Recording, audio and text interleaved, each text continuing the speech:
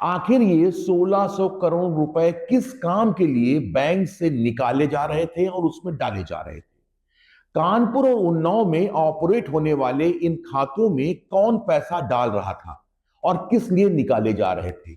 इस गुत्थी को सुलझाने के लिए कानपुर की पुलिस ने ईडी, इनकम टैक्स और जीएसटी विभाग को सूचना दी है। आपको बता दें कि 16 फरवरी को शहर के श्याम नगर में एक लूट की घटना हुई थी, जिसमें बाद में मोहम्मद वासिद नाम के शख्स ने पुलिस को सूचना दी कि उसके साथ 8 लाख रुपए की लूट हुई है। लेकिन बाद में उसने कहा कि कोई लूट की घटना नहीं हुई है। उसको गुस्सा आ गया था तो उसने मारपीट को लूट की शक्ल दे दी। जो है ये कह दिया कि लूट लूट लूट, ये सर बात है और कोई बात नहीं। उन्होंने हमसे मारपीट किया। कौन थे ये लोग? अब ये सर हम जानते नहीं हैं, ऐसे थे।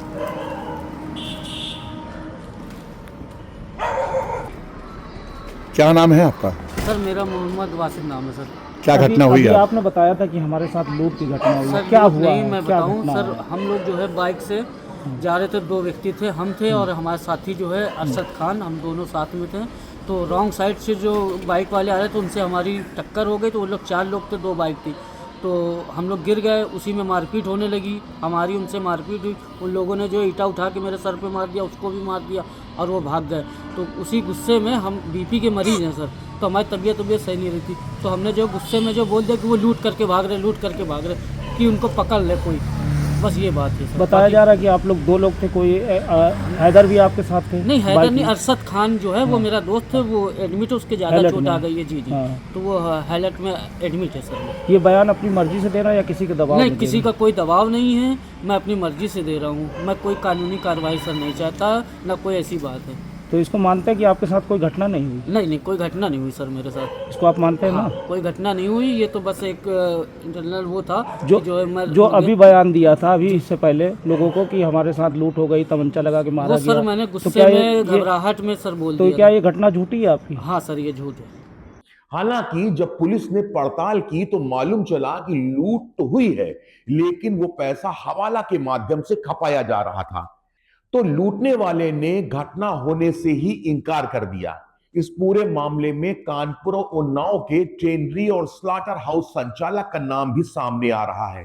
पुलिस को शक है कि इतनी बड़ी रकम का कहीं किसी देश विरोधी गतिविधि में तो इस्तेमाल नहीं हो रहा था। सुनिए पुलिस कमिश्नर की बाइट। घटना होती है जिसमें वादी द्वारा एक एफआईआर नहीं लिखाया जाता है और वहां से हमारी टीम को डाउट होता है और उनसे जो प्राइमरी जो जानकारी मिलती है उस जानकारी के आधार पर ये पता लगा था कि इसमें 8 लाख रुपए की लूट हुई है। लेकिन वादी कतई नहीं लिखा रहा था। वादी ने कहा था कि ये हमारा झगड़ा का मामला है। हमारी टीम इसके पीछे जो है जानकारी करने के लिए बैंक गई और बैंक से विड्रॉल का पैटर्न देखा है कि बैंक से कितना पैसा निकला है।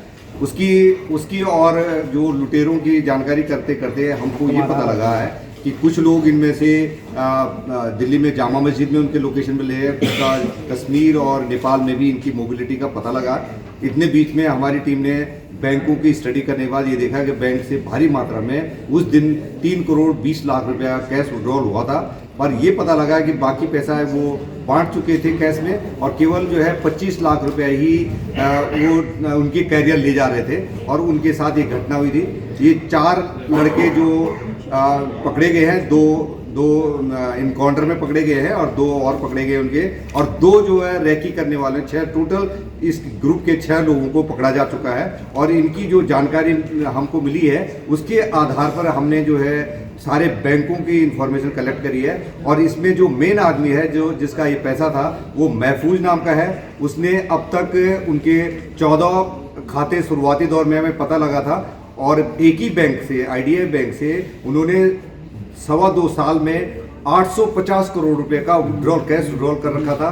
बाद में हमने और बैंकों से जानकारी करी तो उनके 12 बैंकों से 68 खातों से करीब 1600 करोड़ रुपए का कैश विड्रॉल हुआ है।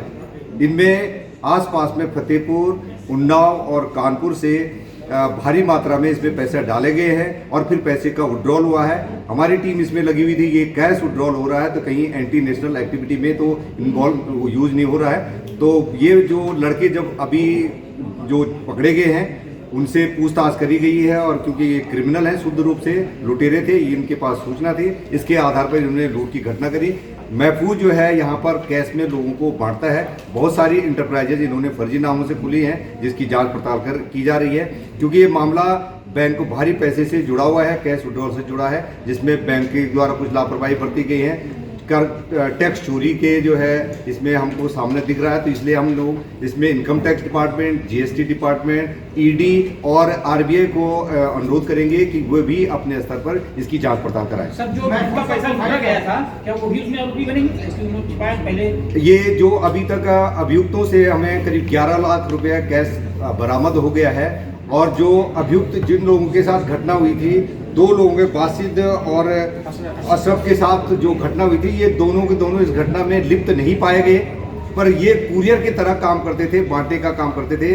जो महफूज है जिसका पैसा था, ये उसके लिए काम करते थे, उसका कुरियर का काम करते थे। तो 2 रहमान और सुभान है जो रैकी करते थे, ये पिछले अक्टूबर से लगातार प्रयास कर रहे थे, और इन्होंने इस घटना को कई बार रिहर्सल भी करा, और ये घटना पहले अटेम्प्ट करा, और अब की बार उन्होंने घटना को अंजाम दे दिया था और 25 लाख रुपया लूटा था।